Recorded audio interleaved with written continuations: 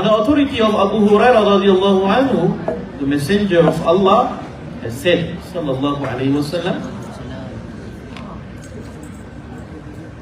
whoever believes in Allah and the last day, let him speak good or keep silent. Or keep silent. That's the first nasihat of Rasulullah. If you believe in Allah and you believe in the last day, you must speak only good things. Or if you don't have any good to say, then you must keep silent. You must keep your mouth shut. Because whatever we say, every word will be questioned by Allah in hereafter. When we die, Allah subhanahu wa ta'ala will gather us in Yawmil Mahshar, in the field of Mahshar, Padang Mahshar. And then there will be a court that Allah will call one by one. Every person must go to the court and they will be questioned for everything that he or she did in the world. So whatever he said, whatever he did, everything will be questioned by Allah, even for a small thing. That's why in Quran, Allah subhanahu wa ta'ala said, فَمَنْ يَعْمَلْ مِثْقَالَ ذَرَّةٍ خَيْرًا يَرَهُ. Mithqal dharrah. Whoever did something, even as small as a particle, as small as zarrah, small as particle, then Allah subhanahu wa ta'ala will show them, and Allah subhanahu wa ta'ala will question them. Why you did this? Why you did that? Why you said this? Why you said that? Everything will be questioned. So for us to make the process short, we want to go Jannah quickly, right? We want to go heaven quickly. We want to make the process short. So speak only good. But if you don't have anything good to say, then keep your mouth shut. Keep silent. Because once we say something, Allah will question. Why you say that? Is it beneficial for you or for your friend or for anyone who heard you? No. Right? So, the more we speak useless thing or meaningless thing or nasty things, the more punishment from Allah are waiting for us. So, to be a good Muslim, we must always keep silent. Or if we want to be talkative, no problem, but talk only good. Talk only good things. No cursing, no saying bad things, no calling, right? You know, calling your friend with a bad name, calling someone's like doing body shaming, right? Something like that. We must prevent ourselves because we believe in Allah and Yawmil Qiyamah. Alright, that's the first one. The second nasihat of Rasulullah sallallahu alaihi wasallam in this hadith is to be generous. Be generous to your neighbor. Be good to your neighbor. Right? Generous, good, be kind, say something good. Do all the good things to your neighbor. What is neighbors? Neighbors according to Islam is whoever lives near you. What is the meaning of near you? Ulama, the scholar said 40 houses in front of you, and from your back, and from your right, from your left, and up, and also down. So if you live in an apartment, the whole apartment is your neighbor. The whole apartment is your neighbor. So doesn't mean only your next door or right in front or maybe left. Not only that considered as neighbor, but the whole building or apartment are considered as your neighbor. So we must look after each other. We must be kind to each other. We must always visit. If our neighbor may be sick, we visit them. If our neighbor need help, we help them. If our neighbor invite us for dinner or al-Kandhlawi or whatever majlis, then we fulfill the invitation. That is, be good to your neighbor, and you consider believe in Allah and the last day. That's the second nasihat of Rasulullah from this hadith. And the last one is, be generous to your guests. To your guests. To your tetamu. In Malay we call it tetamu. Whoever come to your house, visit you, you must be generous. Okay. According to ulama, according to hadith, in another hadith, how do we honor our guests? How we honor our guests? There are, okay, if the guests, they visit us only for one day, so we must honor them like a king. Like a king. If they visit us for 2 days, for example, they come to visit our house and they sleep over by our house, they spend their night.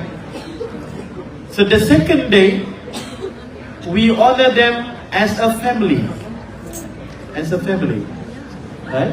So the first day, treat them like a king. Second day, treat them like a family. And if they stay till day 3, they sleep for 2 nights. So the third day, you treat them like your friend.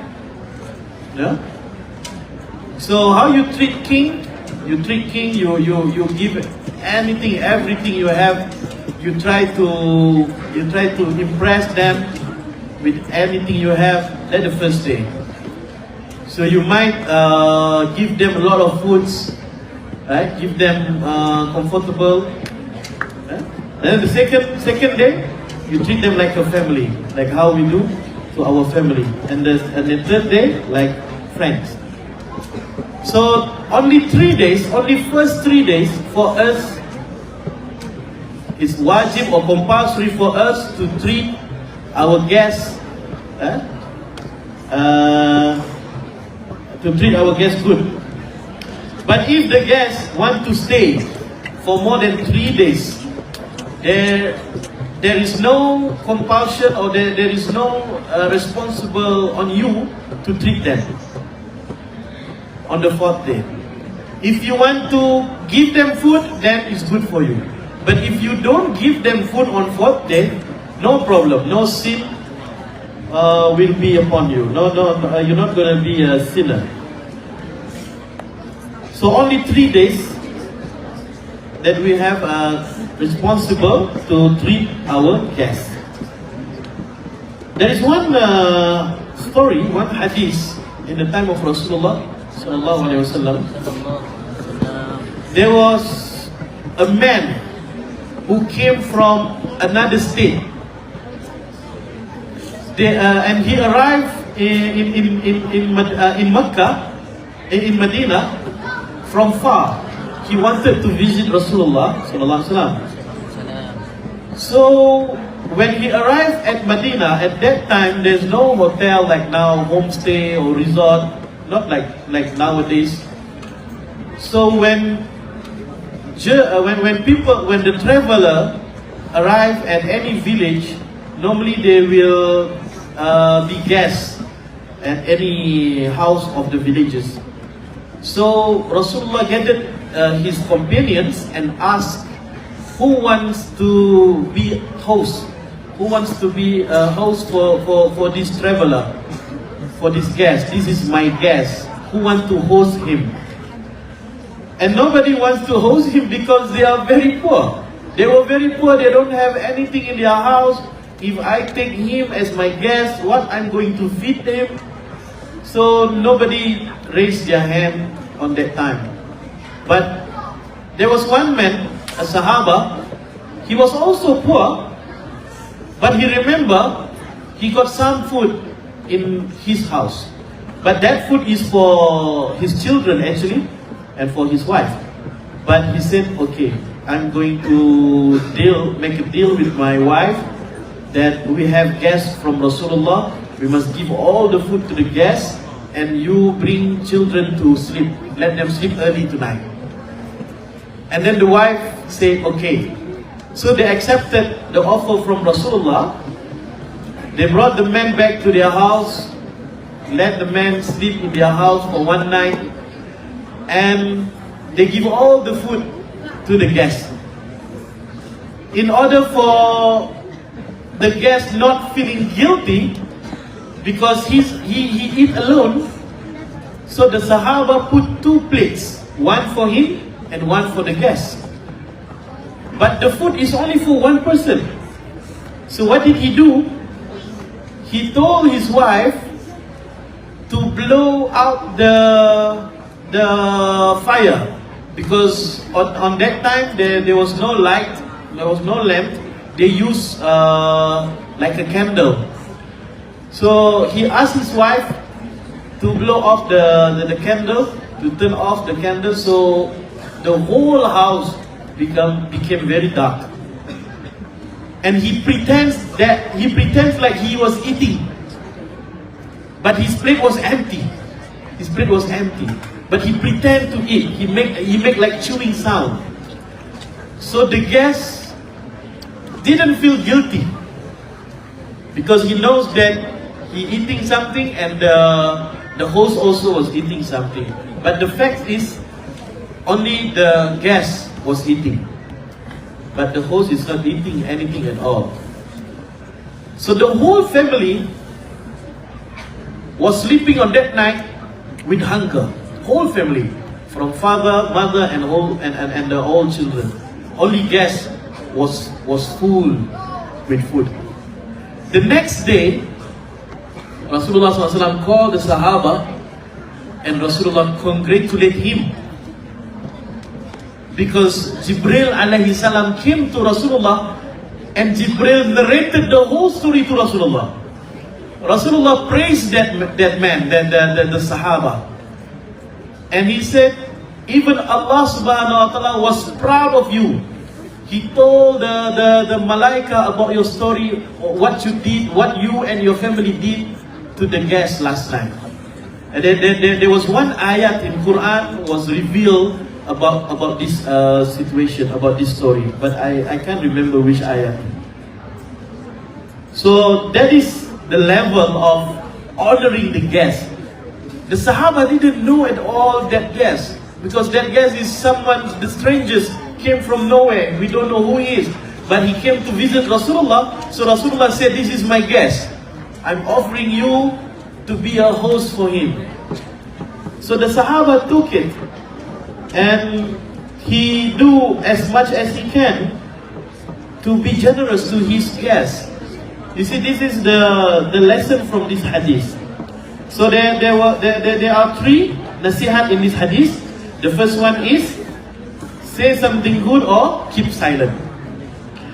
Second is, be generous to your neighbor. Third one is, be generous to your guests.